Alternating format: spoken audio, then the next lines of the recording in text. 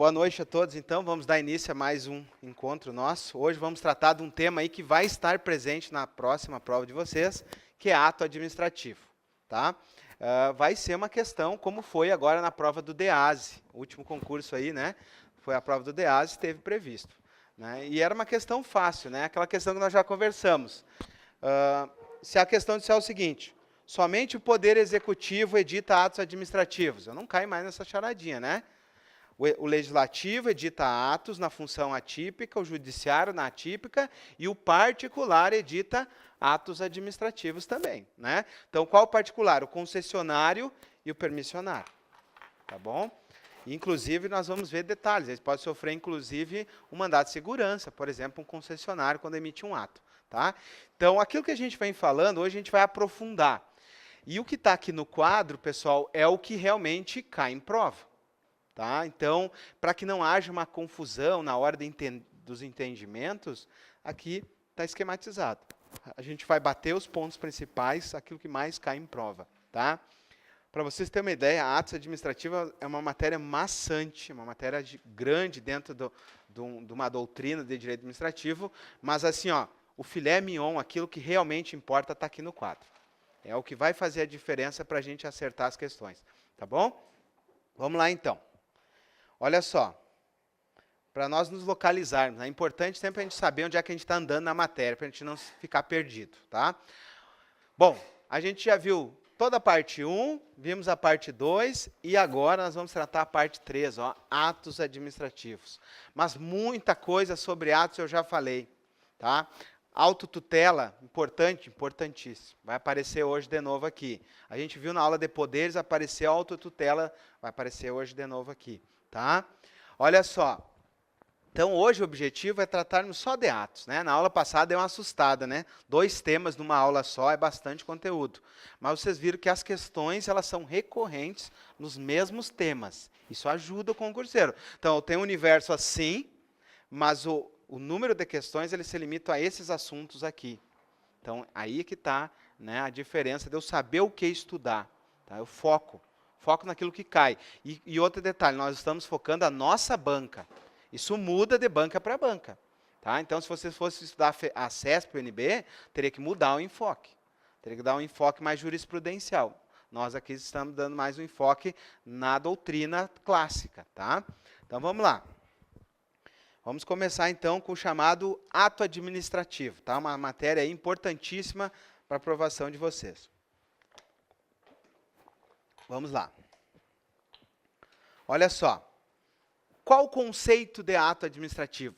Pessoal, geralmente conceitos não caem em prova, mas esse é um conceito que cai em prova, porque ele tem uma riqueza de informação aqui gigantesca. Olha só o que diz, ó. O que é ato administrativo? Ó, é toda declaração jurídica realizada pelo Estado ou quem lhes faça às vezes. Aqui está a charadinha do concurso.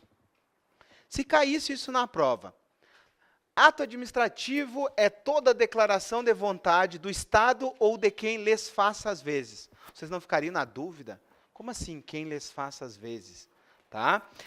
Quem lhes faça às vezes, aqui a gente tem que lembrar de quem? Do particular. Nós temos que lembrar aqui da concessionária, da permissionária. Lembram? Então, o particular está nas vezes do Estado porque ele é um agente delegatário. Ok? E aí ele emite atos administrativos.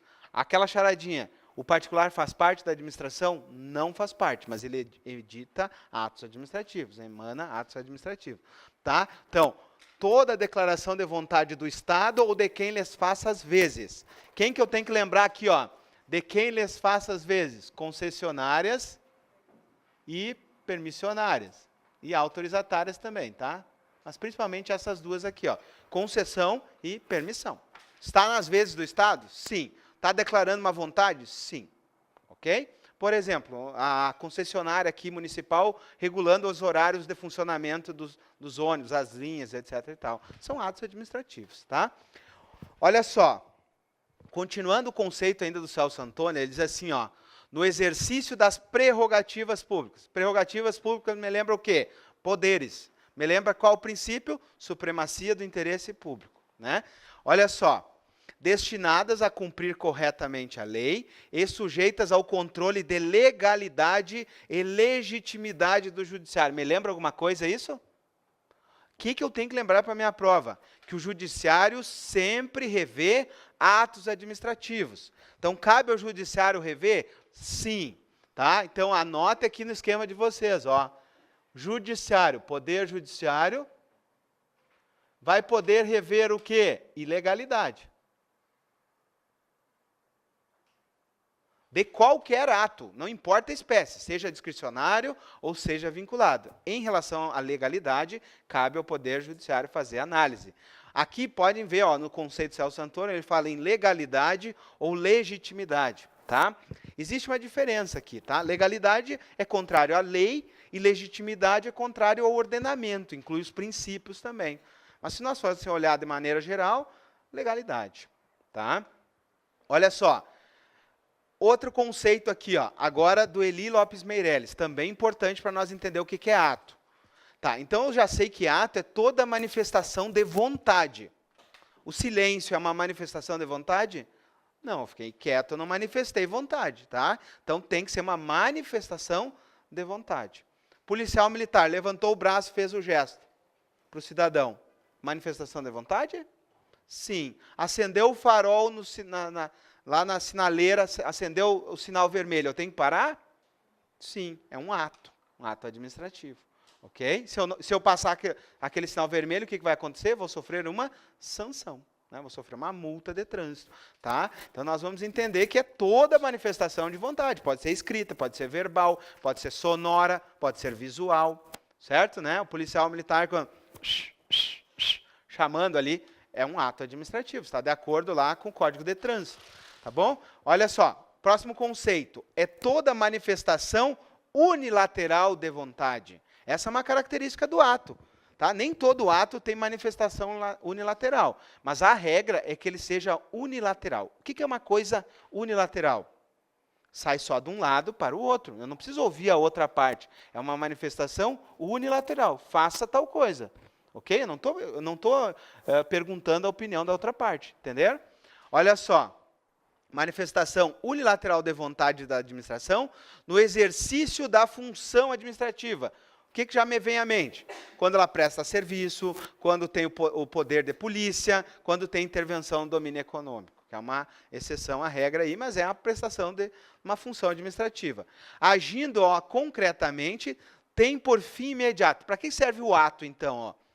Adquirir direitos, resguardar direitos, ou seja, proteger direitos, transferir direitos, modificar direitos e extinguir direitos. Tem um ato aqui que vocês estão sonhando por ele. Por exemplo, o ato de nomeação. O que o ato de nomeação vai dar para vocês? Direitos. Vocês vão adquirir direitos a partir do ato de nomeação. E o contrário, aquele candidato que ele passa num concurso, ele assume e depois pede exoneração para assumir outro. A exoneração é o quê? Uma extinção de direito. Ele abre mão. Tá? Então, seria outro exemplo aqui, ó, de extinção de direitos. Tá? Com vistas aqui, ó, a realizar a finalidade pública. Certo? Aqui já vem uma informação que é uma questão de prova para nós. A finalidade pública é sempre o quê? Interesse público. Se eu emitir um ato e não buscar o interesse público, o que aconteceu? Desvio de finalidade. Vai aparecer hoje de novo? Vai.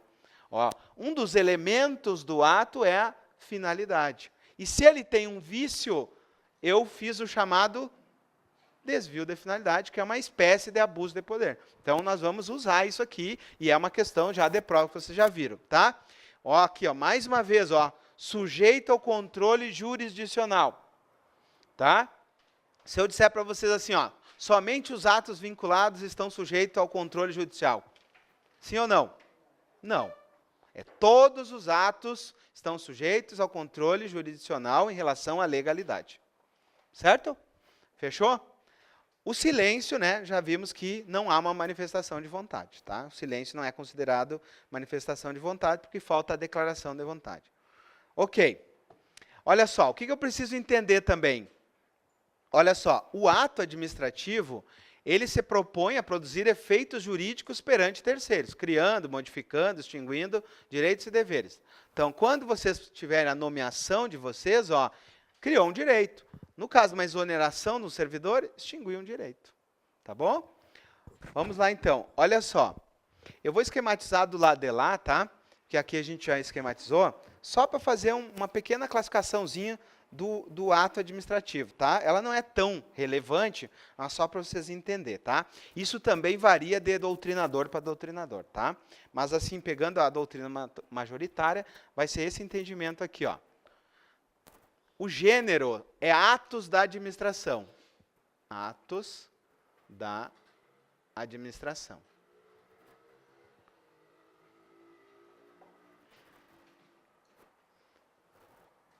Esse gênero, atos da administração, se divide em duas espécies. Os chamados atos administrativos, que é o nosso objeto de estudo aqui, e os chamados atos da administração. Olha só. Parece que não tem diferença olhando aqui, não é verdade? Mas essa preposição faz uma grande diferença para a doutrina, tá? Então, todos os atos considerados de maneira genérica são atos da administração. Estou falando aqui no gênero. Agora, eu preciso conhecer as espécies de atos, tá? Esses atos aqui são aqueles no exercício do poder público, do direito público, desigualdade na relação, poderes especiais. Esse de baixo aqui, numa relação de direito privado. Então, quando o Estado está numa relação de direito privado, ele faz atos da administração. E quando ele faz atos de direito público, ele faz atos administrativos. Né? Nós vimos lá no primeiro conceito, né? Ó, o primeiro conceito ali, ó, ele diz o seguinte, deixa eu voltar para vocês verem. Ó. O primeiro conceito, ó, no uso das prerrogativas, ou seja, no uso dos poderes. Então, o ato administrativo, ele pressupõe o exercício de poderes. Tá? Então, é de direito público. Tá? Então, olha só. O ato administrativo tem como principal característica ser regido pelo direito público. Então, esse aqui, ó, ele tem um regime jurídico de direito público.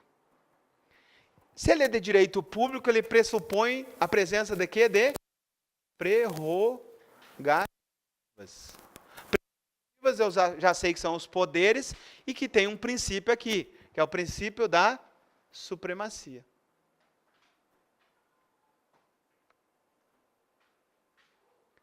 Ok? Agora, o ato da administração, ó, ele é regido por um regime jurídico de direito privado.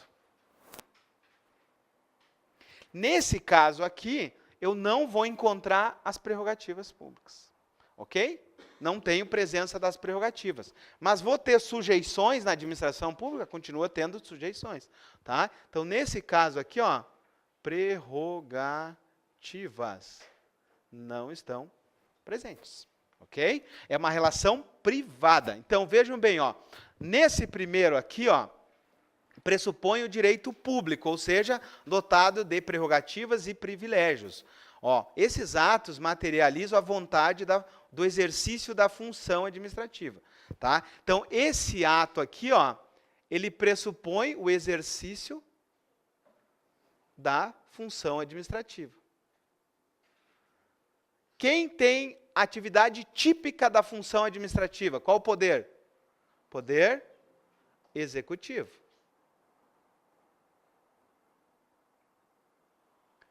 E quem tem a função atípica? Lembra lá?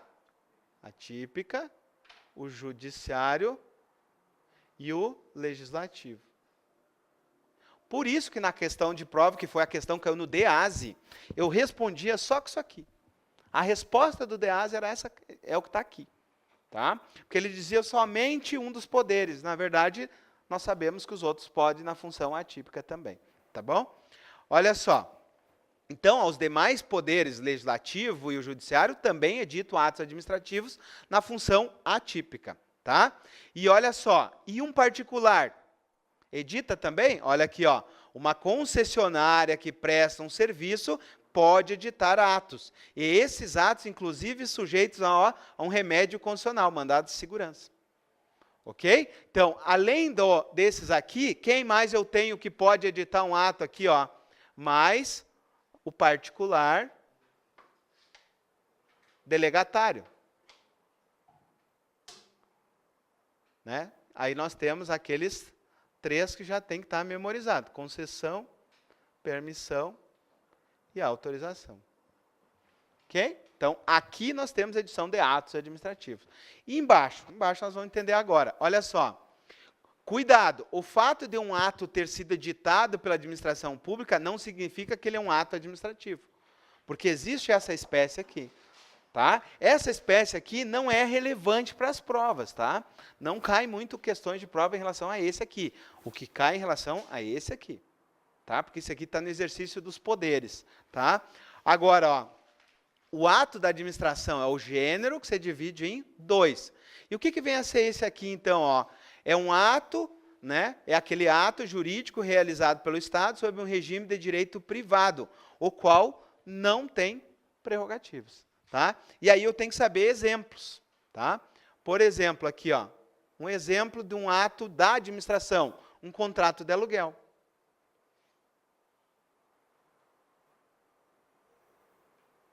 De um órgão público. Tá?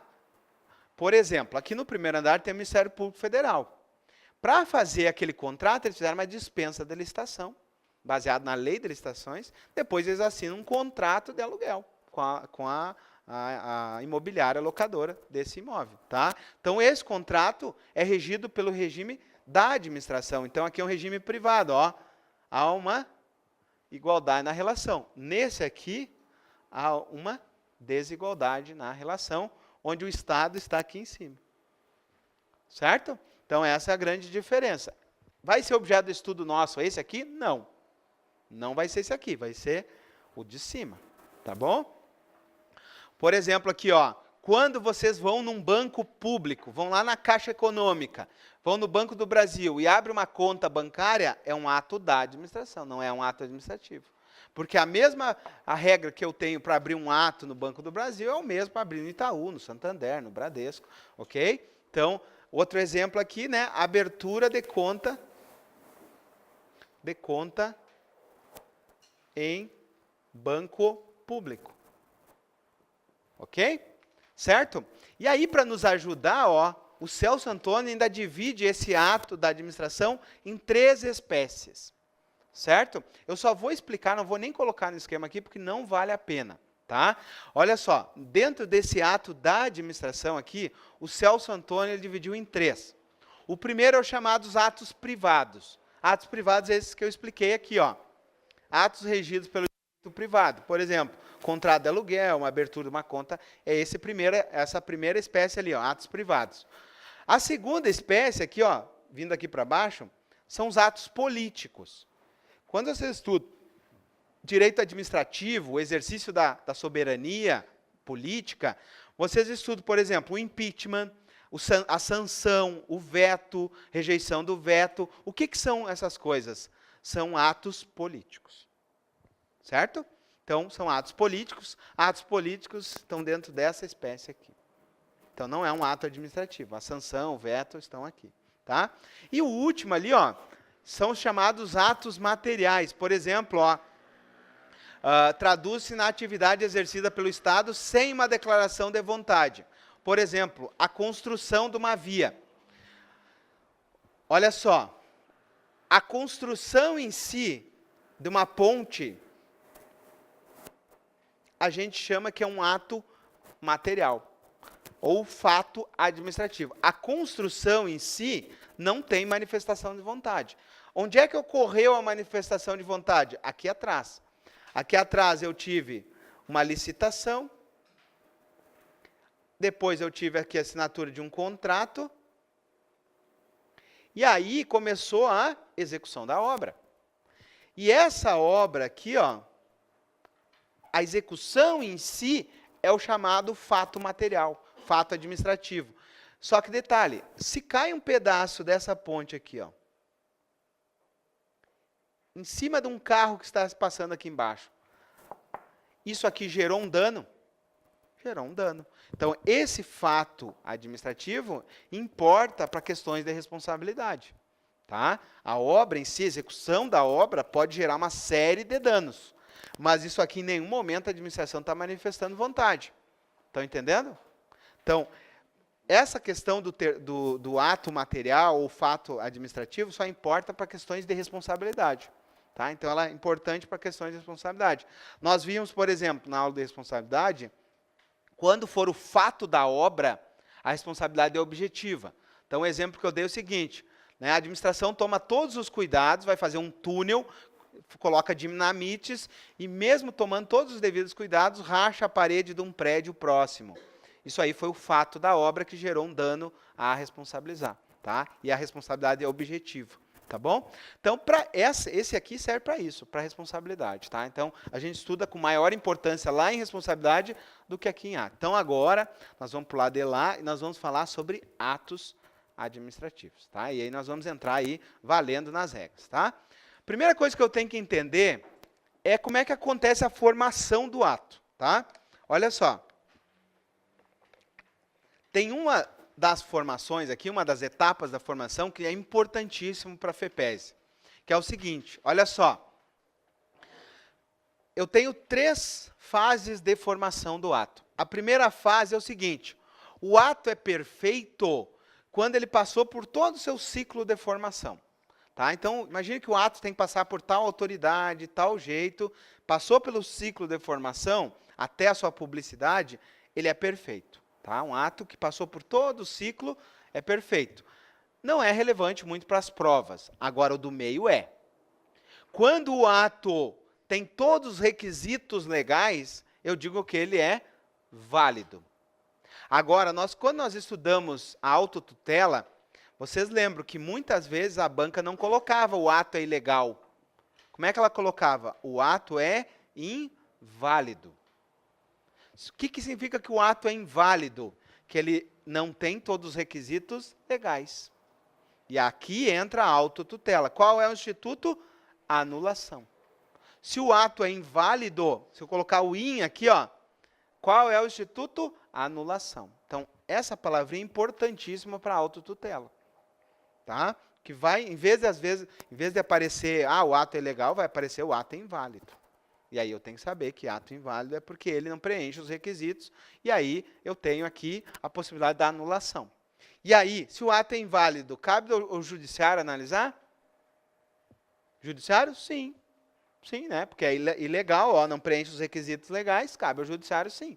Né? Por exemplo, num processo administrativo aí de seleção de um agente temporário, do DEAP, por exemplo, onde não se deu o devido contraditório num processo administrativo ali. Tá? A pessoa é eliminada na investigação social e não se dá o contraditório para ela, não se motiva o ato administrativo, não está preenchido todos os requisitos legais ali daquele processo. Tá? Olha só, e a terceira parte de formação do ato é em relação à eficácia. Quando a gente viu o princípio da publicidade, eu falei para vocês que o princípio da publicidade está relacionado à eficácia dos atos. Porque é a partir do momento que eu publico em diário oficial que começa a contar o prazo. Então, o prazo, a produção de efeitos está relacionado já à eficácia, que é a última etapa de formação. Tá? Então, quando eu olho a palavrinha eficácia, qual é o princípio que já tem que saltar aos meus olhos? Publicidade. Tá? Então, quando a gente estudou lá os princípios do LIMP, a publicidade está relacionada a ser eficaz. Tá bom? E aqui eu coloquei alguns exemplos para vocês verificarem como é que ocorrem os processos de formação. Olha só, imagine que um ato passou por todo o seu ciclo de formação, ele está de acordo com a lei e produz efeitos. Seria um contrato administrativo, né? Por exemplo, um edital de concurso público que respeitou todos os requisitos ali, seria eficaz, perfeito e válido. Mas eu posso ter, por exemplo, um ato que passou pelo ciclo de formação, está de acordo com a lei, mas ainda não produz efeitos jurídicos. Por exemplo, falta ainda a publicação. Eu posso também ter um ato perfeito, passou pelo ciclo de formação, é contrário à lei, mas está produzindo efeitos. Exemplo, fraudes em concurso. Por exemplo, uma prefeitura onde, né, o prefeito nomeia, faz um concurso, vaza o gabarito para que o seu filho tire o primeiro lugar. Né? Nós já vimos isso em algumas prefeituras da nossa região aqui. Tá? O que acontece? Foi perfeito o processo do concurso? Sim.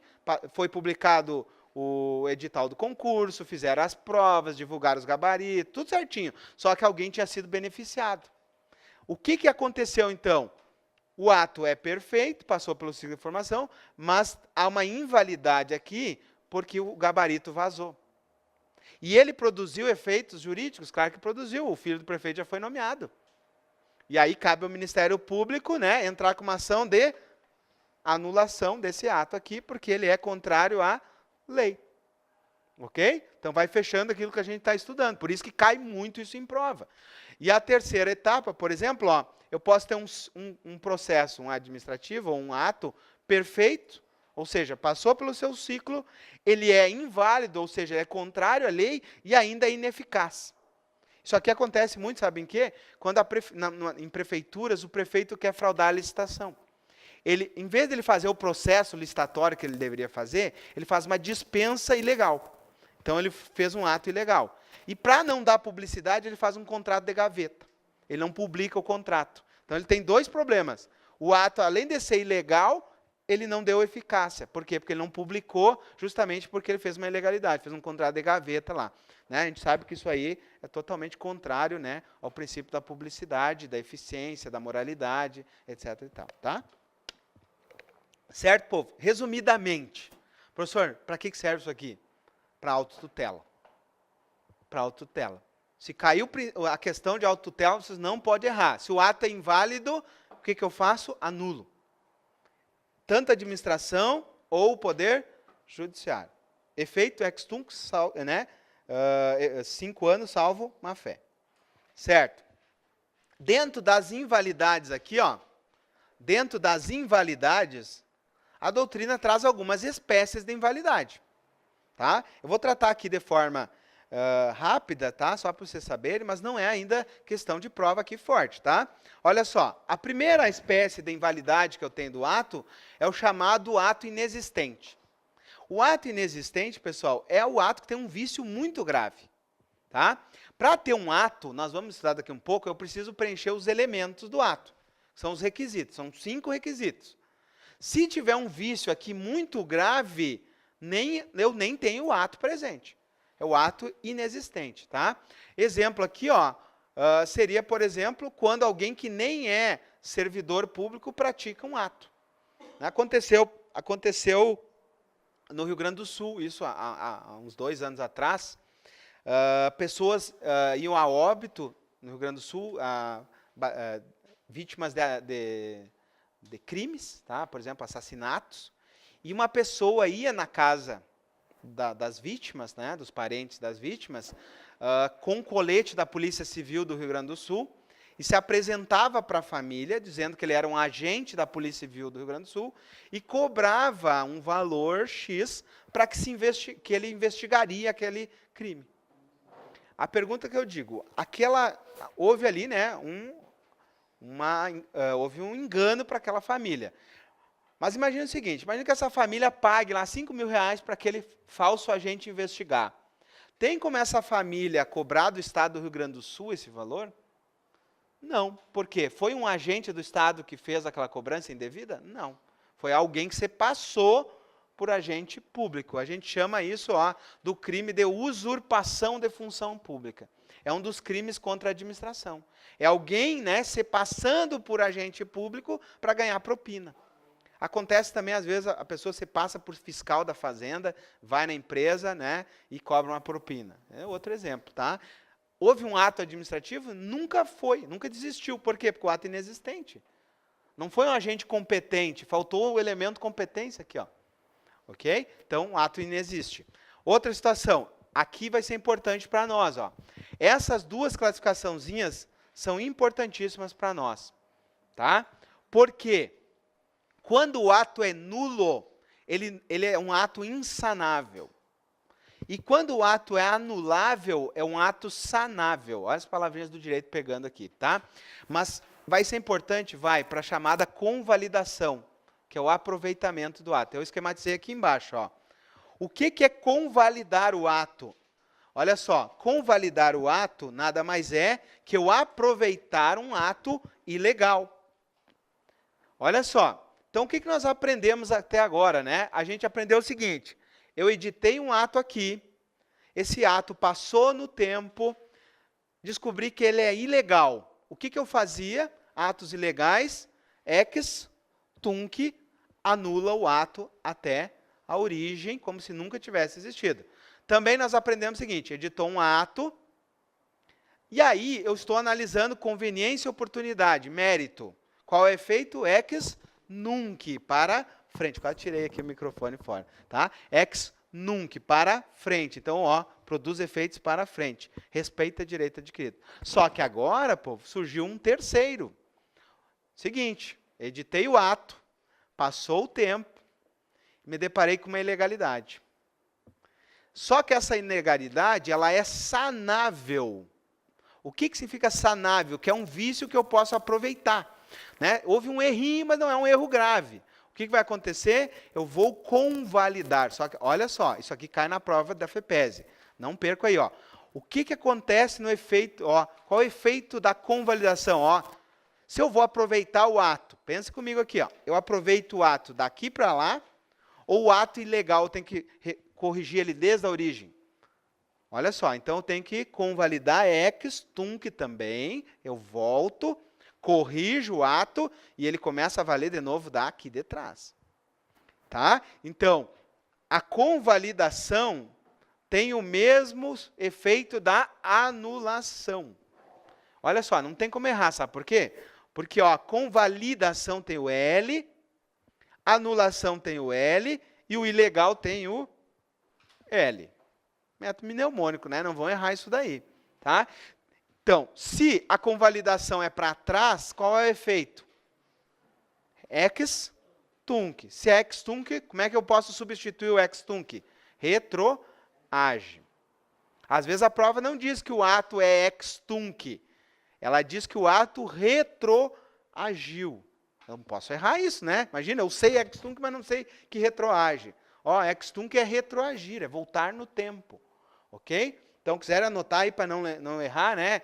Ex tunc significa retroage. Tá? Anota aí, retroage. Tá. Isso vai ser importante? Vai. Por quê? Porque agora, ó, essa classificação que vai definir isso. Se o ato é nulo, ele possui um vício insanável.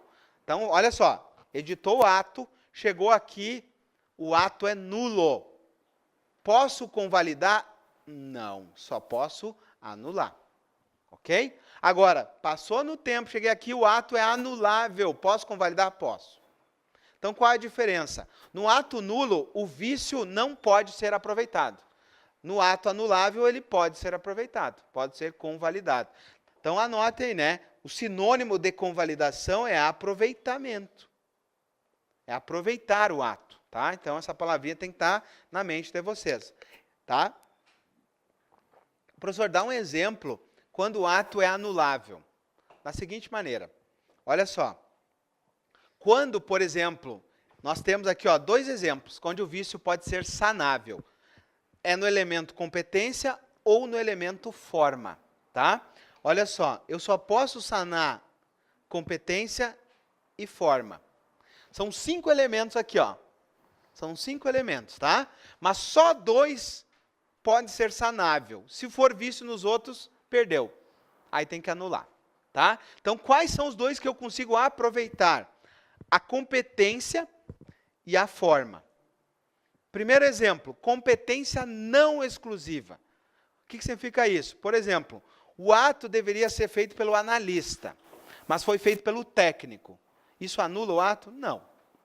É sanável. Por quê? Porque não são competências exclusivas. Né? Se nós formos hoje nos órgãos públicos, a maioria das funções são feitas por técnicos e por analistas. Tá? Agora, forma essencial e não essencial. Por exemplo, quando o servidor vai fazer um ofício, tem uma forma, existe uma redação oficial. Mas isso não leva a anular o ato. Agora, por exemplo, uma coisa que eu deixei reservadinho aqui para vocês, até para matar a curiosidade de vocês, é isso aqui. Ó. Esse é um exemplo de documento Olha só. Esse é um exemplo de documento cuja forma é essencial. Então, imagina o seguinte. Eu só posso aproveitar quando a forma é não essencial. Então, por exemplo, fez um ofício e errou o ofício. Vou contar uma história para vocês, tá? Eu já contei aqui na aula coach, né, para quem estava presente. Eu tive um colega sargento do Exército, né, que ele fez um ofício. Onde é que eu vou escrever? Eu vou fazer o ofício aqui no cantinho, tá? Meu colega lá fez um ofício X aqui e errou alguma coisinha aqui, né? Aí o comandante lá da unidade pegou e disse que tinha um erro aqui e chamou ele de burro. Escreveu lá sargento burro. Devolveu para ele, né? Ele ficou muito triste com isso daqui, ficou magoado, etc e tal, mas o que ele fez? Ele pegou isso aqui e colocou lá no muralzinho de estudo dele. Né? Hoje esse colega aqui é auditor da Receita Federal. Tá? Então o que ele fez? Ele usou uma coisa negativa a favor dele.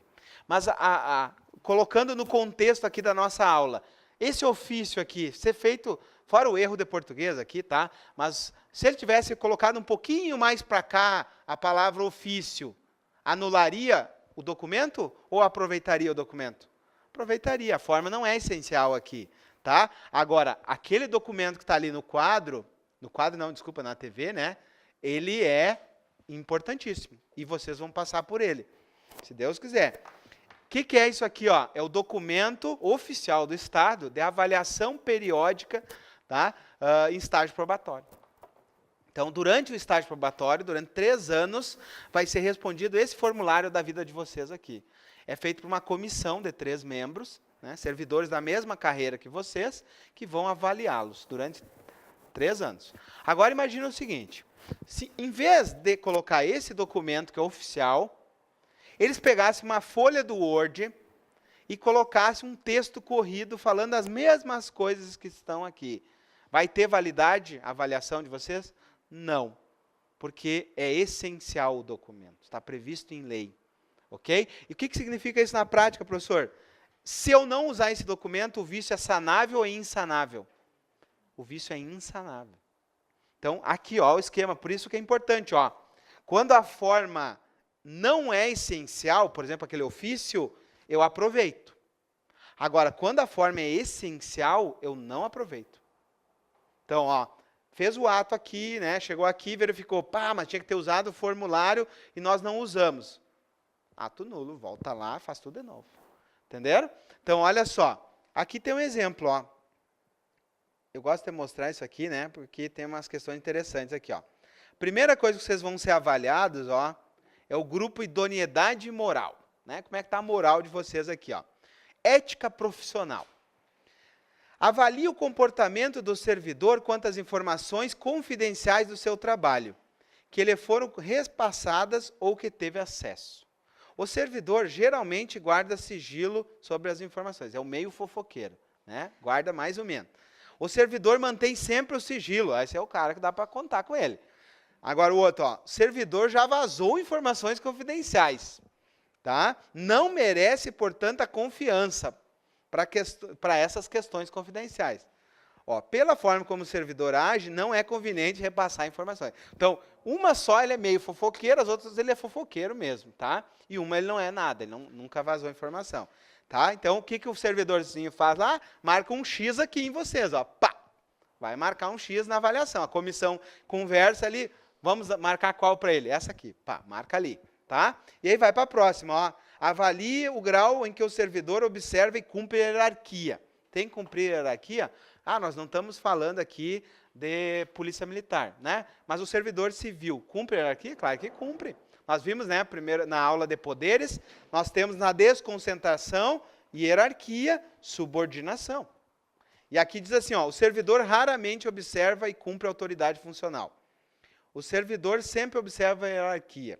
O servidor não observa, não cumpre seu posicionamento hierárquico e seus limites de atribuição. Aquele cara que não sabe o que está fazendo ali, não respeita o chefe, tá?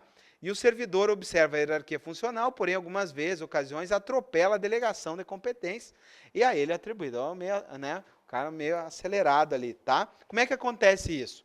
Ó, vai sendo preenchido e ao final, pessoal, ó, tem um espacinho aqui, ó, para o contraditório.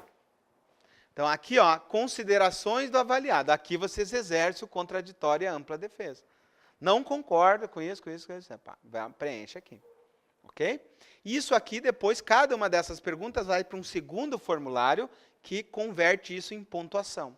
Aí vai ser satisfatório, insatisfatório, né? E você sabe que aquele que tem um conceito insatisfatório no estágio probatório, ele vai ser exonerado, que é a coisa que nós vamos estudar na próxima aula. Tá? Então, quando no estágio probatório não satisfaz as condições do cargo, ele é exonerado. Não é uma punição, tá? É simplesmente não preenche os requisitos para ser aquele cargo ali. Entenderam o que é uma forma essencial? Posso mudar esse documento? Nem pensar. Tá? Se eu mudar, o ato é nulo. Vamos lá, então. Voltando aqui. Então, essa classificação é importante para mim saber o seguinte. Atos nulo não aproveita, ato anulável aproveita. E ato irregular, meros erros. Por exemplo, deveria numerar as páginas sem a primeira folha e considerou, por exemplo. Seria uma mera irregularidade, não anula, simplesmente, né, há um errinho ali, tá? Um vício leve. Tá? Então, os importantes para a nossa prova são esses dois aqui. Tá bom? Vamos adiante. Vamos para onde realmente interessa aqui. Chegou o grande momento, tá? Olha só. Ato nulo, não aproveita. Ato anulável, aproveita. Como é que eu chamo? Convalidação. Ok? O que é uma convalidação? É quando o ato tem uma ilegalidade com um vício sanável. Quais são os vícios sanáveis? Quando a competência não é exclusiva e a forma não é essencial. Tá? A banca vai perguntar isso? Não. São só questões mais avançadas, cobra essa classificação de baixo ali. Mas ela vai perguntar o seguinte, é possível convalidar um ato administrativo quando ele é ilegal? Sim. Quando tem um vício sanável. Beleza? Vai cair essa questão na prova aqui, vocês vão ver, tá? Os outros elementos do ato ali, ó, finalidade, motivo e objeto, são insanáveis. Tá? Então, dos 5 elementos, eu só vou convalidar se for um vício na competência e for um vício na forma. Tá? Quando for uma competência não exclusiva e uma forma não essencial. Fora essas duas situações, não há que se falar em convalidação. Aí é anulação mesmo. Lembrar também, né, que a convalidação é para trás, ex tunc. É importante isso? É. Vai cair na prova? Vai. Tá bom? Vamos adiante, então. Agora chegou, né, a gente aproveitar tudo que está escrito aqui no quadro. O que são os atributos do ato? São as características do ato. Para vocês memorizar, tá? Isso aqui varia, tá? Conforme as bancas, conforme a doutrina, tá? Mas o mais completo que a gente pode chegar é o chamado Patier. Ó, tem 2 P's aqui, ó, Patier, tá? Então, o método mnemônico é o seguinte: os atributos é o Patier, os elementos é o Cofifomob, tá? Então, o que é Patier e o que é Cofifomob? Isso nós vamos ter que saber, tá? O Patier são as características do ato. O que ele é de característico? E aqui os requisitos são os elementos de formação. Já vi que é importante ter elementos. Faltar um aqui não acontece o ato. Ok? Então, os elementos são os requisitos do ato. Os atributos são características. Tá? O que a banca vai fazer na prova? Misturar. A banca vai inverter ali as coisas. Né? Vai dizer que um é uma coisa e o outro é outra. Tá? Então, eu não posso cair nessa charadinha. Professor, como é que eu não vou cair? Patier. Ok? Patier, Cofifomob, é isso aí. Né? Tá me pegando bem na orelha. E quando fizer esses microfones, não pensar para quem usar óculos, né? Sacanagem. Vamos lá, então. Ó. Número 1. Presunção de legitimidade. O que significa isso? É bravo, né, Michel? Quem usa óculos sofre. Né? Olha só. Presunção de legitimidade. O que é isso? Presume-se que os atos estão de acordo com a lei. Tá? Para vocês lembrar, ó. Presunção de legitimidade. Presume-se que está de acordo com a lei. Professor, não entendi. Quando o policial militar se aproxima, né, do veículo de vocês, pede habilitação, vocês sabem que ela está vencida. Ele puxa o bloquinho de notas. Presume-se legítima a atuação dele? Sim. Né? Agora, vocês estão lá de boa, lá parado no sinal, né? Chega o policial, talvez desconfiando de alguma coisa, coloca o armamento no rosto de vocês, manda sair, e quando você sai do carro, empurra no chão, pisa em cima, né? Aí já houve um exagero, né? Presume-se essa atitude legítima? Daí não.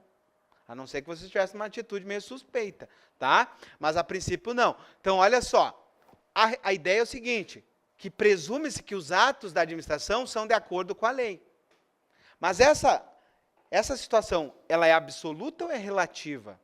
Esse exemplo que eu dei agora é meio esdrúxulo, né? Mas eu consigo visualizar ali legitimidade da atuação? Não, né? Olha só, então vejam bem, ó, o ato ele tem legitimidade quando ele está de acordo com a lei. Mas não é absoluta essa presunção. Ela admite prova em contrário. Vamos pensar o seguinte, né? Aquele exemplo lá do desvio de finalidade. Está o guarda municipal na esquina ali, né? E vocês vêm com o veículo de vocês e vocês passam o sinal verde. E ele, né, inimigo da infância de vocês, puxa o bloquinho e caneteia vocês. Quando vai lá para a prefeitura, aquele bloco, presume-se de acordo com a lei ou não? Vai virar uma multa? Vai. Mas admite prova em contrário? Sim.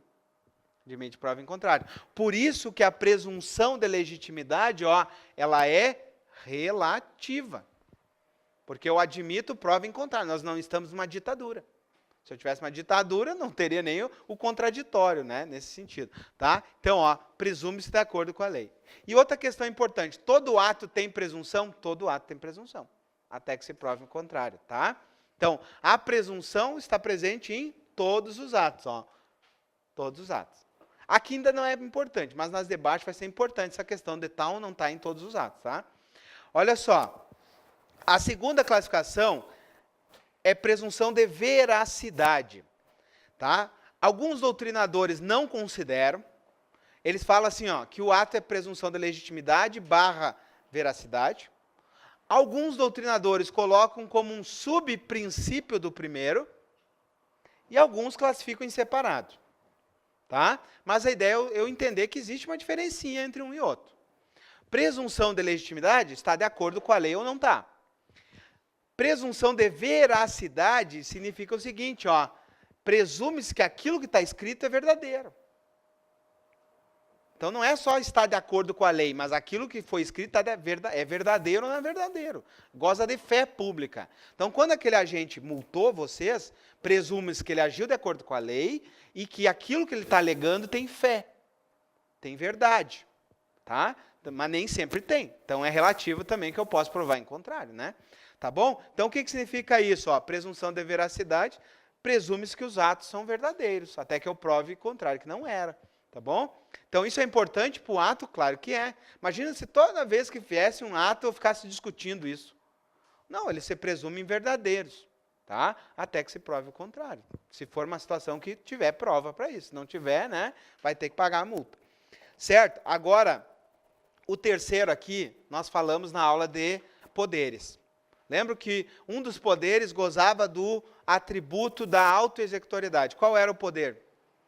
Dos 6 poderes que nós falamos na aula passada, qual era o poder que gozava da autoexecutoriedade? Poder de polícia. Uma das características do poder de polícia era ter a autoexecutoriedade. Outra coisa que eu chamei muita atenção no poder de polícia é a situação dele ser discricionário. Só que tinha uma exceção. Qual é a exceção? Licença. Tá? Então, olha só, agora chegou o momento de estudar aquilo lá mais aprofundado um pouco. Tá? Então, o que significa que eu tenho autoexecutoriedade? Auto. O que significa auto? Eu preciso de alguém? Não, eu mesmo estou fazendo. Tá? Autoexecutoriedade. A administração pública vai executar. E ela não precisa esperar que o judiciário se manifeste. Tá? Então, ó, a autoexecutoriedade significa, ó, a execução sem anuência judicial, sem autorização judicial. Isso aqui é importante, povo. Ó. Isso aqui, ó, é importantíssimo. Sabe por quê? Porque eles vão trocar esses dois aqui, ó. E na hora vocês não podem confundir. Eles vão trocar esses dois aqui, ó. Autoexecutoriedade e imperatividade, eles vão trocar. Então, o que eu quero que vocês lembrem, ó? Para memorizar. Auto, eu estou executando, não preciso de mais ninguém. Não preciso do judiciário, entenderam? Então, imagina o seguinte. Dá um exemplo prático, professor. Imagina o seguinte. Vamos imaginar o seguinte, uma obra está para cair, em cima de uma creche. Eu preciso pedir um despacho para o juiz para embargar a obra ou tiver que derrubar ela? Não, porque eu preciso de agilidade no processo, certo? Vocês viram, por exemplo, né, aquele muro que foi derrubado ali do lado da Secretaria de Desenvolvimento Regional. Né? Por que aquilo? Porque já tinha, é uma obra do Estado, né, um terreno do Estado, né, já tinha ali todo um processo administrativo, chegou o momento de derrubar o muro, né, tirar lá os camelôs que tinham invadido. Olha só, autoexecutoriedade independe do poder judiciário. Essa é a grande frase. Tá? A ideia aqui, ó, deve haver uma urgência e deve haver uma previsão legal. Certo? Então, se eu estou deparado com uma urgência ou uma previsão legal, aí eu posso fazer a autoexecutoriedade. Tá? Mas vejam bem, outra questão de prova aqui, ó. Eu vou sempre ter autoexecutoriedade? Ó, não. Se a pergunta da prova for assim, ó, todo ato administrativo tem autoexecutoriedade? Não. Professor, é sacanagem, né? Tu vem aqui, despeja um horror de conteúdo, aí vem de condicional, despeja, aí vem de português, despeja, de penal, despeja, de processo penal, despeja, depois vai vir legislação. É assim mesmo. Né? É assim mesmo, mas é para todos, né? Estamos todos no mesmo barco, então o grau de dificuldade é o mesmo para nós todos. Então a gente tem que criar uma maneira disso ficar mais simples, mais fácil de entender. Né? E a ideia é o seguinte, eu associo um textinho a uma historinha. Né? Isso eu consigo memorizar melhor. Então vejam bem, ó, eu vou ter autoexecutoriedade em todos os atos? Não, não vou ter em todos os atos. Tá bom? Querem um exemplo? Um exemplo seria o seguinte, cobrança da multa. Quer ver como não tem autoexecutoriedade? O colega aqui tem uma casa e ela não faz a calçada, né, para acessibilidade conforme o plano diretor. Né? Chega a prefeitura, cidadão, faça a calçada. Não vou fazer. Aí dá mais um prazo, cidadão, faça a calçada. Não vou fazer. Multa. Autoexecutoriedade. Apliquei a multa. Certo? Precisei ir para o judiciário? Não. Aí sabe o que a colega faz com a multa? Rasga. Não vou pagar isso aqui. E aí? Pode fazer o que agora? Acabou a autoexecutoriedade. Ah, vai lá meter a polícia lá para fazer a calçada? Não. Acabou. O que a prefeitura tem que fazer agora? Pegar a procuradoria do município, fazer um processo e cobrar judicialmente a multa. Entenderam? Então, a cobrança da multa precisa do juiz. Se ela não quer pagar, ela rasgou, né, a multa, ela não, disse, não vou pagar isso daqui, isso é um abuso, etc. e tal, né, vai ter que buscar onde? O judiciário. Então, a cobrança da multa, ó, vai ter que recorrer ao juiz. Se o cidadão não quer cobrar, não quer pagar. Então, não tem autoexecutoriedade na cobrança, teve na aplicação. Fulano, faz a calçada, não vou fazer. Pã, multa. Toma aqui para ti. Autoexecutoriedade. Pode falar. Não, em relação à calçada? Fazer a calçada no lugar dela? Por uma questão de segurança, sim. Por uma questão de segurança, para a questão, por exemplo, vamos pensar aí que nós estamos numa plena campanha da dengue, por exemplo, né? Vai a Secretaria de Obras do município, faz a limpeza e aplica a multa em relação ao proprietário. Né? Mas para que não fique aquilo lá criando mosquito, né, e gerar uma questão maior, a administração vai lá e executa. Né? A autoexecutoriedade vai lá, executa, limpa o terreno, mas aplica a multa, né, em cima do proprietário. Tá bom? Olha só, fechou aqui. Então, qual é a charadinha, professor? Tem duas questões de prova aqui. Ó. A primeira charadinha, o que é autoexecutoriedade? É executar independente do judiciário. Primeira pergunta. Segunda pergunta, todo ato é autoexecutório? Não. Duas perguntas que vão cair na prova, tá? Fechamos aqui. Vamos para o próximo.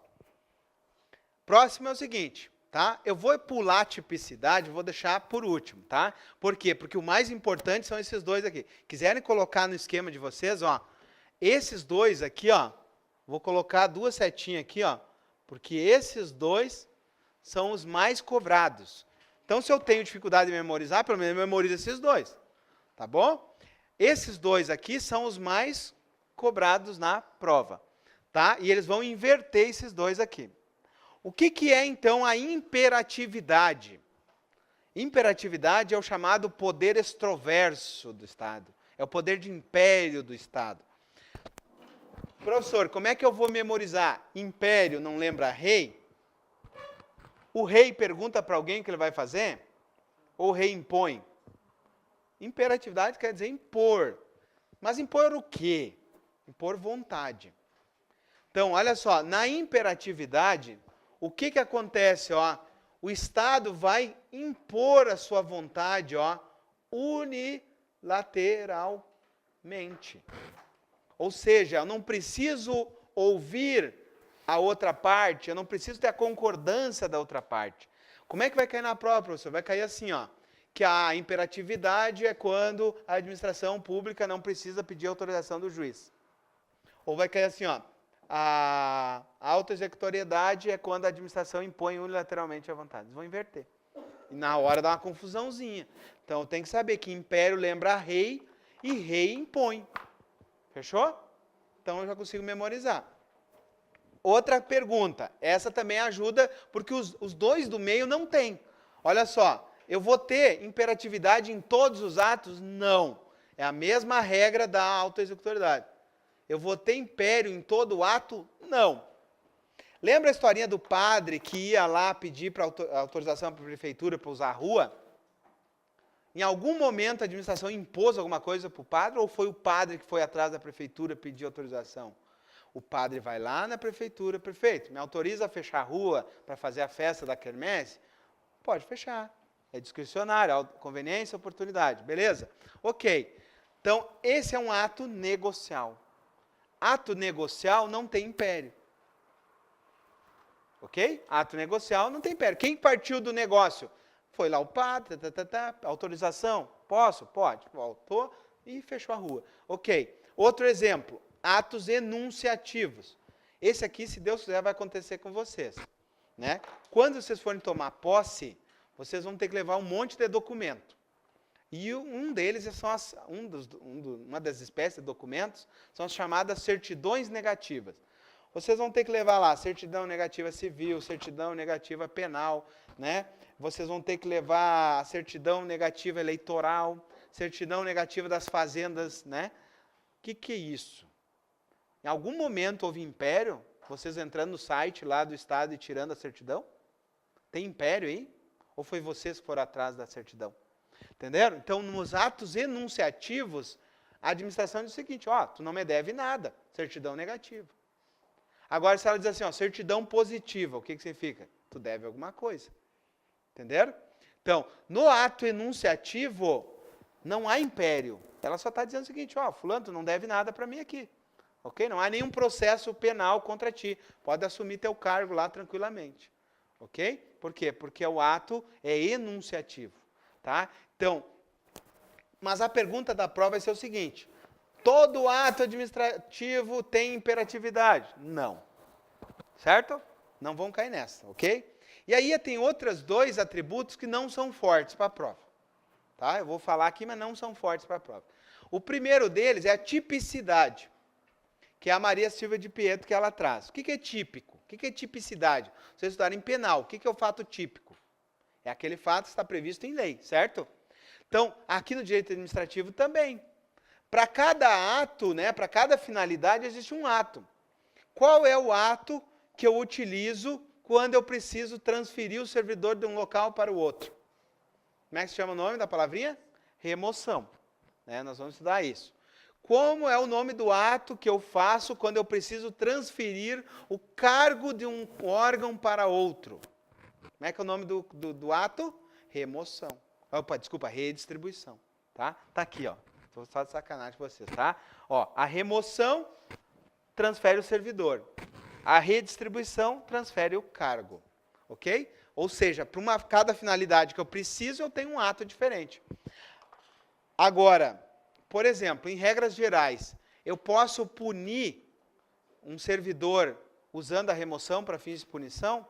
Em regra, não, mas vocês vão ver depois no estatuto, por exemplo, na Polícia Civil tinha uma possibilidade de transferência por uma remoção a bem da disciplina. Então, em algumas situações existe isso, tá? Mas não é a regra geral dos servidores.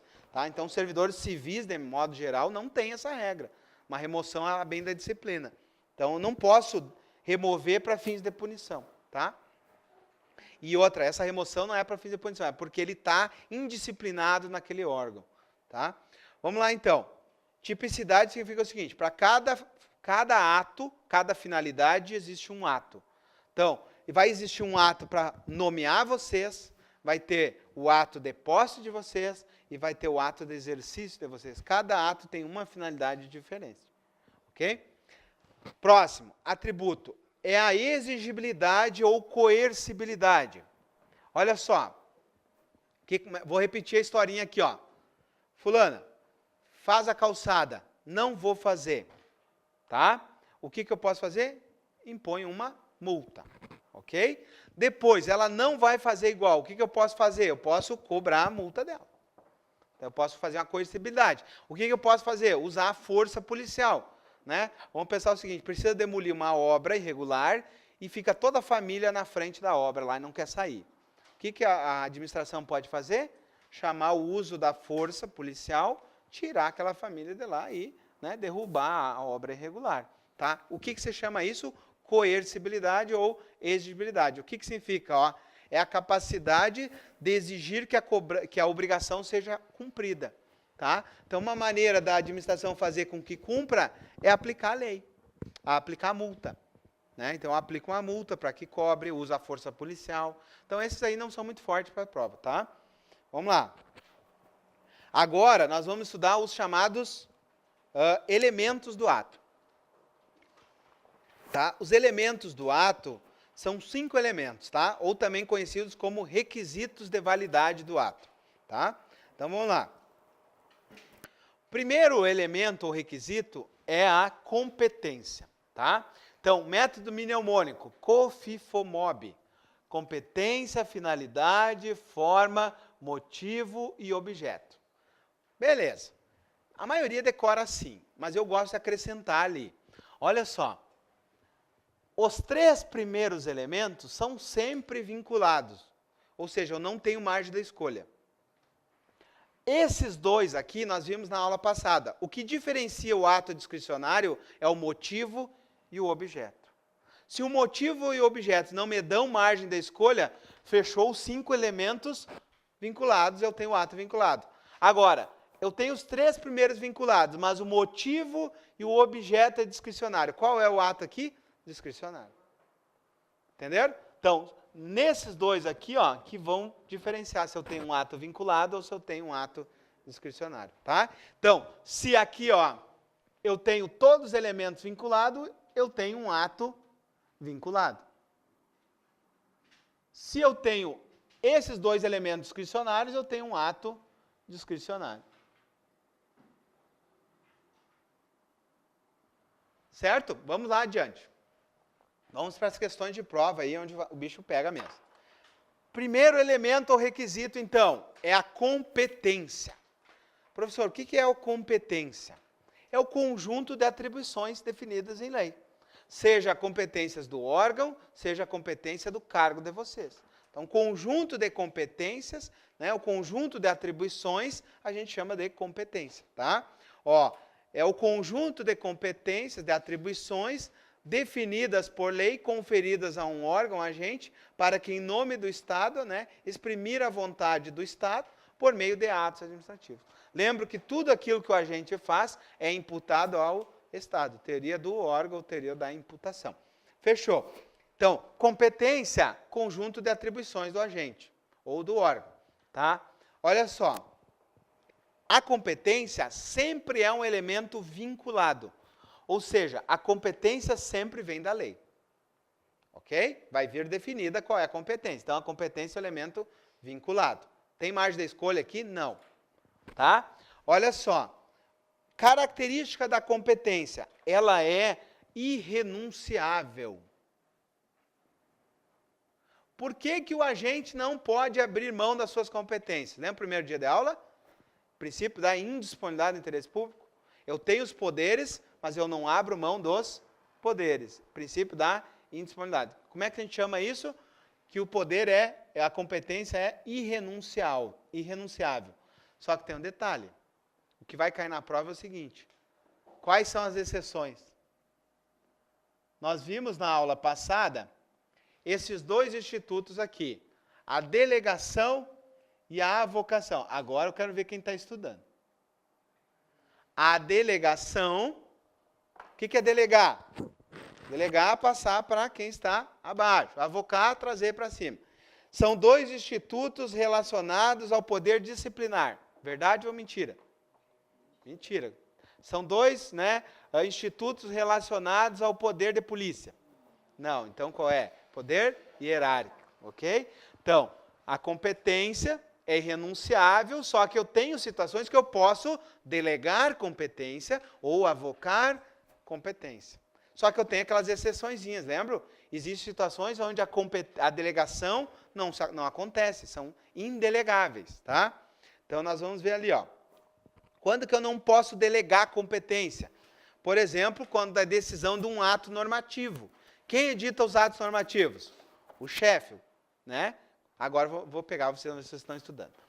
Qual é o poder que está relacionado à edição de atos normativos? Poder regulamentar. Tá, beleza.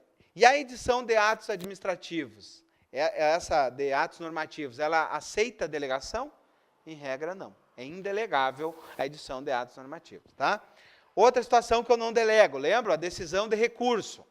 As colegas decidiram o recurso, né? Alguém entra com um recurso, decidiram a primeira instância administrativa, a pessoa não concorda, entra com o recurso sobe para a instância superior.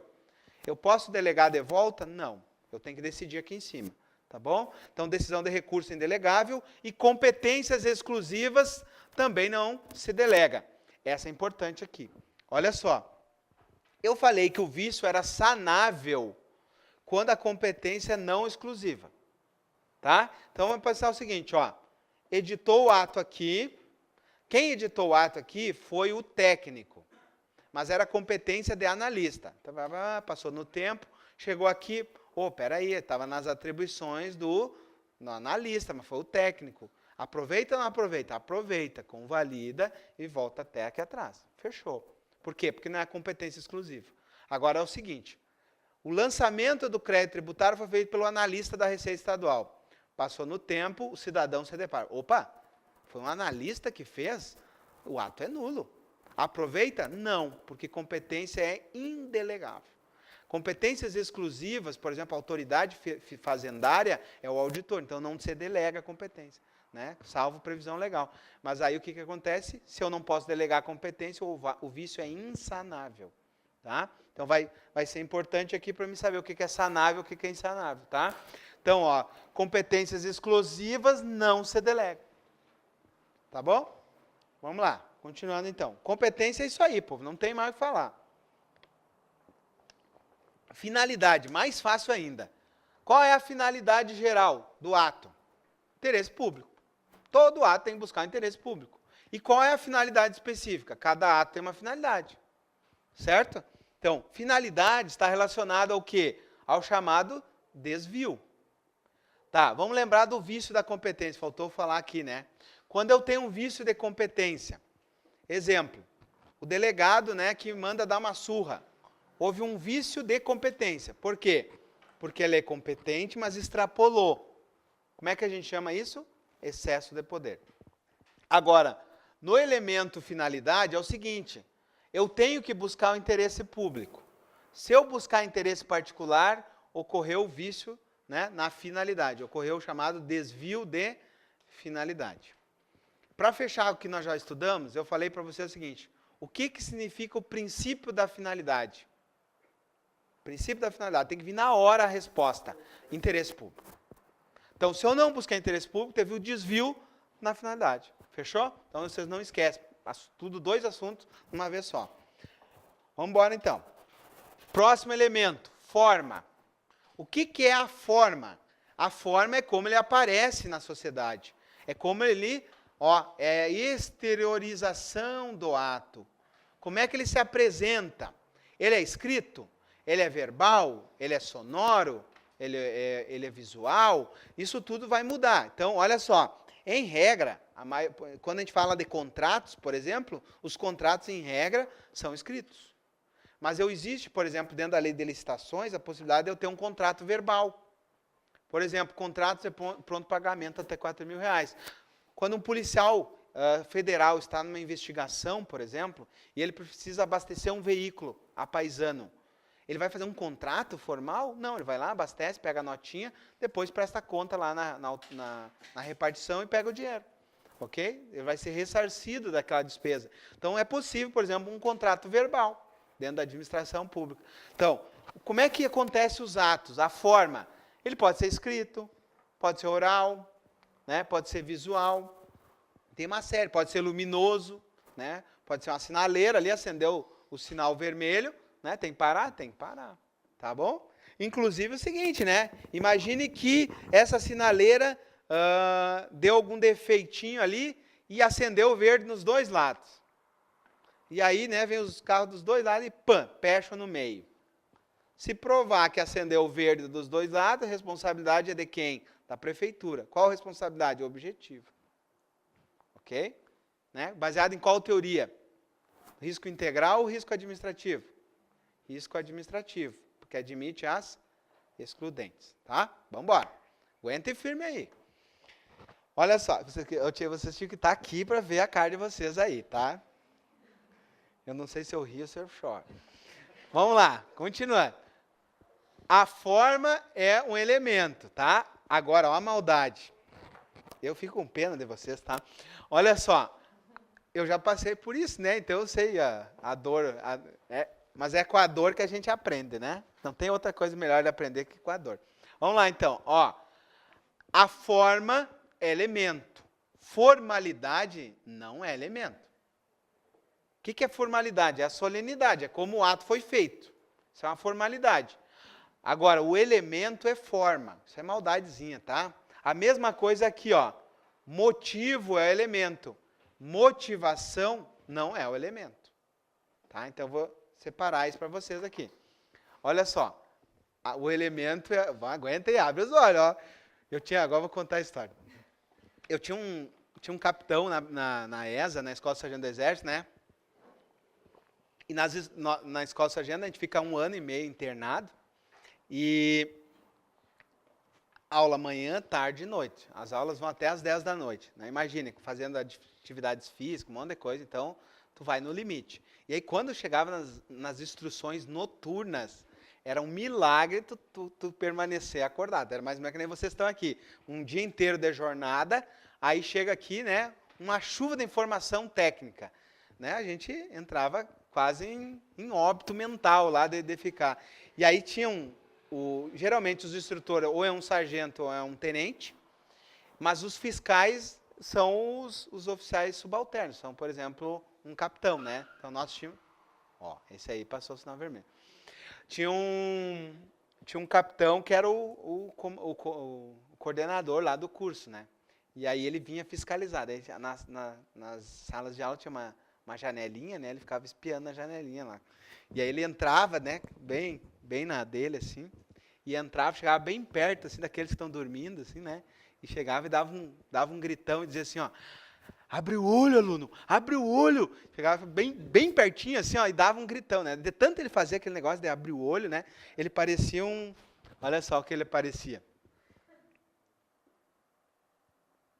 Ele fazia bem assim, ó.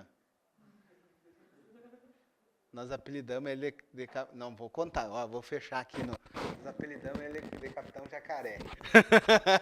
Ele chegava perto, ele arregalava os olhos, parecia um jacaré, né? Então era o Capitão Jacaré. Abre o olho, aluno. Então, eu fazia isso para vocês também. Abre o olho, né? Na verdade, é impossível a gente se manter, né, concentrado. A gente já está aí há 1h30, né, falando um monte de coisa técnica. Então, é realmente muito difícil mesmo, tá? Mas vamos lá, vamos tirar a força aí lá do calcanhar, né, do último, e vamos embora. Nas Forças Armadas, eles dizem o seguinte, ó, quando tu tá no último limite, assim, ó, que tu diz assim, ó, deu, para mim deu, não aguento mais. A gente dizia o seguinte, tem que chamar o Chivunk. né? Chamar o chibunco é o seguinte, é aquele 10% que tu tem guardado que tu nem imagina que tu tem. E tu vai longe depois daquilo. Quando tu diz assim, não aguento mais, vou me atirar. Vai longe ainda. Pode ter certeza que tu vai muito longe. Tem muita reserva acumulada aí, né? Vai longe, tá? Então não se atire, tá bom? Tem muita reserva acumulada aí. E agora vocês têm que treinar a parte física, né? Vamos lá. Olha só. Então, a forma é como ele se apresenta, tá? Formalidade é uma solenidade. Então, o que vai importar para nós, é a forma. E a forma também é um elemento vinculado. Olha só, isso aqui tem muita divergência doutrinária. Porque, por mais que não tenha previsão legal da forma, a gente diz que a forma é essencial. Por isso que a forma para a doutrina, ela é sempre vinculada. Por mais que não tenha forma, é uma forma essencial. Então, a forma é um elemento vinculado. Certo? Agora, vamos para o que interessa mesmo, que são os dois últimos. Os dois últimos é o que vão cair mais forte na prova. Motivo. Motivo é o seguinte. Então, se eu fosse dizer para vocês, qual vai cair, né? Fora isso aqui que nós já estudamos. Vício na competência, vício na finalidade, delegação, vocação. Quais são os fortes aqui? Esses dois aqui. Esses dois aqui é a questão da prova. Tá? Olha só. O que é o motivo? Motivo do ato. Por que a administração está fazendo esse ato? Por exemplo, qual é o motivo de vocês serem nomeados? É porque vocês ficaram classificados dentro do número de vagas. Então, o motivo é esse. Né? E porque há uma vaga da administração para ser preenchida. Tá? Então, qual é o motivo? É a razão. Olha aqui, cuidado. É a razão, seja de fato ou de direito.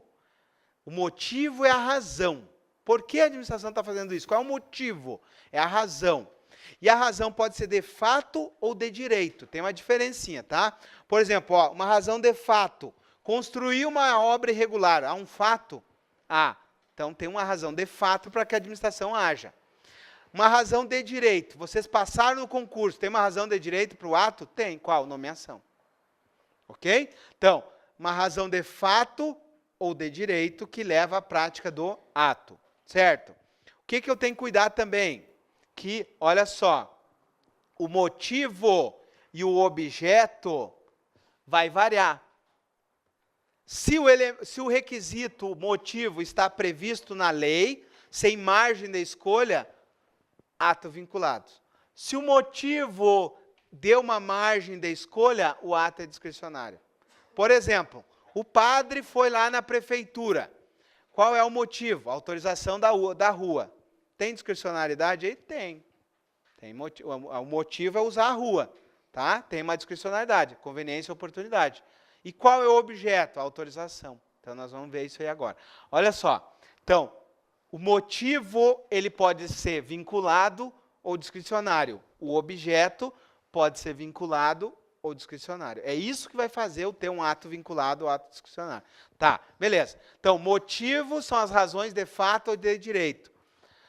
O que eu não posso cair? Na charadinha. Motivo não é a mesma coisa que motivação.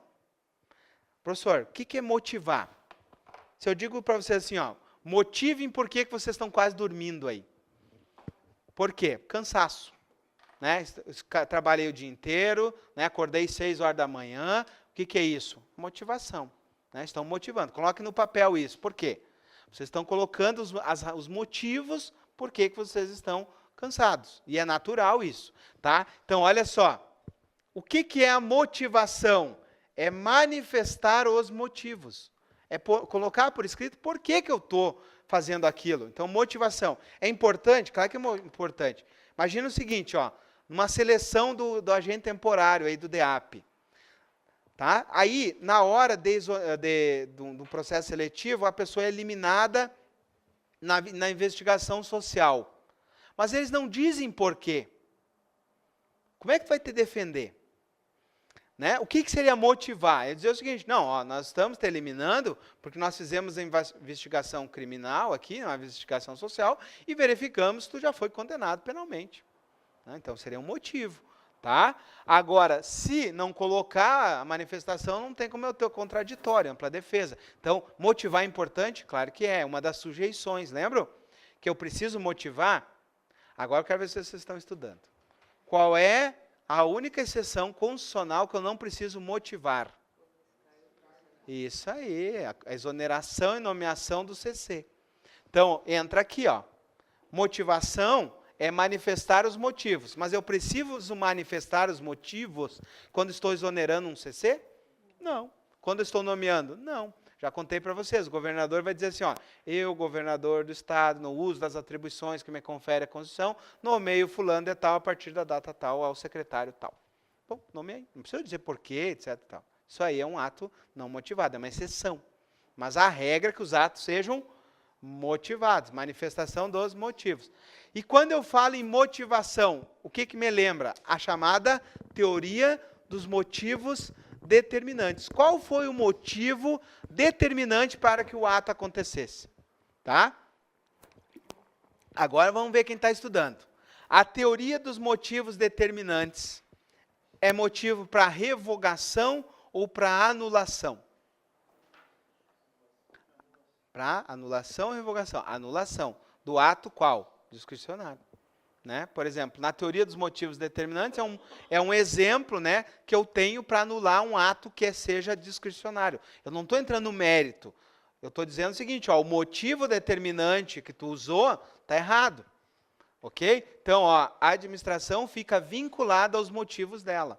Significa que se ela usou um motivo errado, isso gera a possibilidade de uma anulação. Exemplo, o CC. Eu já vi que eu não preciso motivar, certo?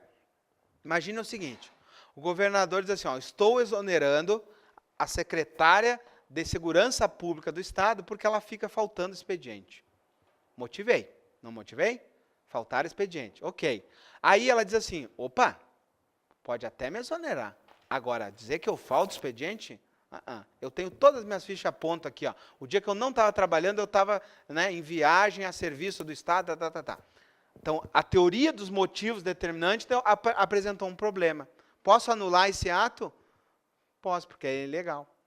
Ok? Não estou mais falando em mérito. Exonerar seria mérito, né? Conveniência e oportunidade. Agora, a partir do momento que motivou e a motivação está errada, é ilegal. Tá? Isso é o mais avançado que tem disso. Tá? Então, a gente já viu que não foi cobrado nesse nível ainda ali na FEPES. Tá? Mas eu tenho que saber que a teoria dos motivos determinantes está relacionada à motivação dos atos. Tá bom? E agora, por fim, eu tenho o objeto. O que é o objeto? O objeto, pessoal, é o conteúdo. É o efeito do ato. Tá? Então, o seguinte, ó, na remoção, na remoção do servidor, qual é o objeto? É transferir o servidor de um local para o outro. Por exemplo, geralmente o nome do ato dá o objeto, tá? Então, por exemplo, se eu quero levar o cargo de um lugar para o outro, eu uso a redistribuição, tá? Então, o objeto é o próprio conteúdo do ato, tá? Então, por exemplo, se eu quero preencher um cargo público, eu vou ter que fazer o quê? O ato de nomeação. Se eu quero autorizar que o padre use a rua, qual é o ato? Autorização, tá? Então, geralmente, a própria coisa que eu estou fazendo é o nome do ato, tá? Então, o objeto é o conteúdo. Sabe qual é a maldade da banca? Ela vai dizer assim, ó, o objeto do ato são as razões de fato ou de direito. O motivo do ato é o conteúdo ou efeito esperado do ato. Ela vai inverter aqui. E aí, se eu não estou bem preparado, eu caio que nem um patinho.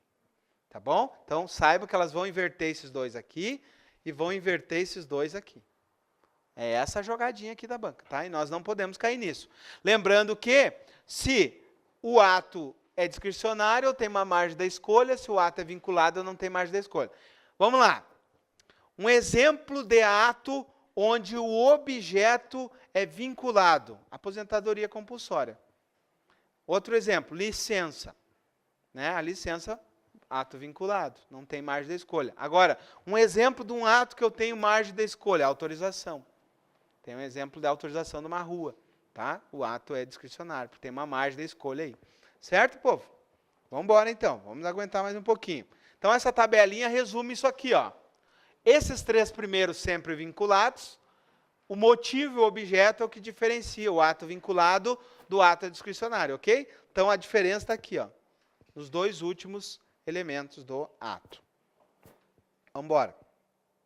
Olha só. Aí, só para finalizar, a questão dos vícios dos elementos, tá? Se eu tenho um vício na competência, posso ter vários vícios, tá? Mas o mais importante aqui, ó, para fins da nossa prova, é o vício de excesso de poder. O que é o vício de excesso de poder? É aquele agente competente, mas que extrapola as competências do cargo. Daí eu sei que isso aqui é o chamado excesso de poder, tá? Então, esse é um vício forte. Outro vício que eu poderia ter na competência, a usurpação de função pública, aquele que você passa para o servidor. É um vício na competência. Já vimos que é o ato inexistente, tá?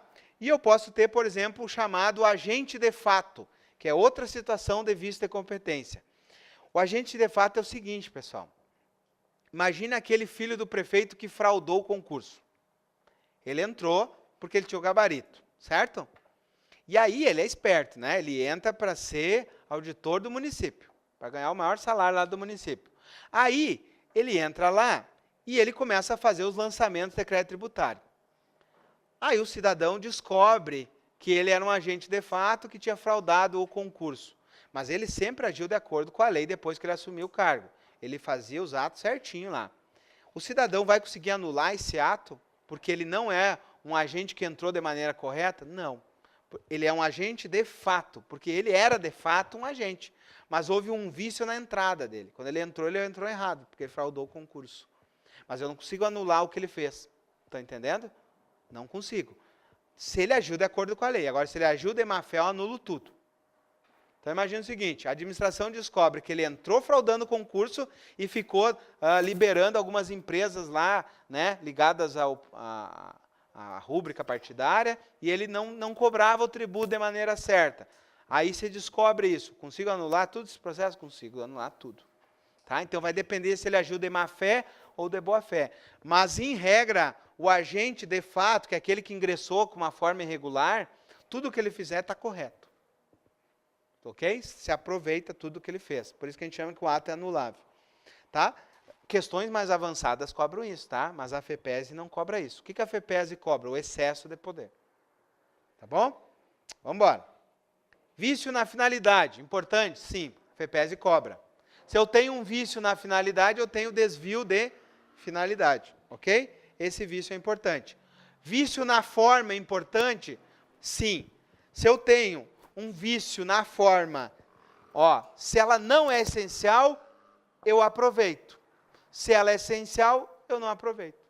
Então, está relacionado, o vício na forma está relacionado a convalidar. Se eu tenho um vício na forma que é não essencial, por exemplo, o ofício, aquele que eu contei a historinha, eu aproveito. Agora, se eu estou usando o formulário de avaliação e eu não fiz certo, o vício é insanável, eu não convalido. Ok? Então, o vício na forma não vai cair assim, ó, tem um vício na forma. Ele vai cobrar se pode ou não pode convalidar. Tá bom? E por fim, né, o vício no motivo. Se o motivo é, por exemplo, inexistente, eu não posso aproveitar. Tá? Por exemplo, se tiver um vício no motivo, eu não aproveito, tá? E se eu tiver um vício no objeto, eu também não aproveito, tá? É um vício também que leva à anulação. Tanto o vício no motivo quanto no objeto leva à anulação do ato. Ok, povo? Olha só, depois do intervalinho, nós vamos chegar na chamada classificação dos atos administrativos, que cai em prova também bastante. Então, vamos fazer agora o nosso intervalinho.